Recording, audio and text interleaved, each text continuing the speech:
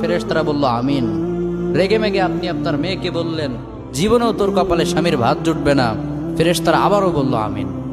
আচ্ছা, আপনি না সেই ব্যক্তি যে তার নিজের জীবনের চাইতেও সন্তানকে বেশি ভালোবাসেন? আপনি না সেই ব্যক্তি যে তার সন্তানের জন্য হাসতে হাসতে নিজের জীবনটাও দিয়ে দিতে পারেন? আপনি না সেই ব্যক্তি যে আল্লাহর কাছে নিজের চাইতেও সন্তানের জন্য বেশি দোয়া করে? তাহলে কি করে নিজের হাতে নিজের সন্তানের এত বড় ক্ষতি করতে পারলেন? Doesn't make any sense. Common sense বলতে কিচ্ছু নাই আপনাদের? আপনারা কি জানেন না আপনাদের রাগের মাথায় বদদোয়া করাগুলো ফেরেশতারা আমিন বলে?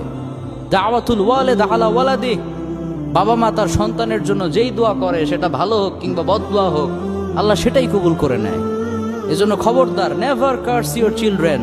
রাগের মাথায় কখনো সন্তানকে অভিশাপ করবেন না।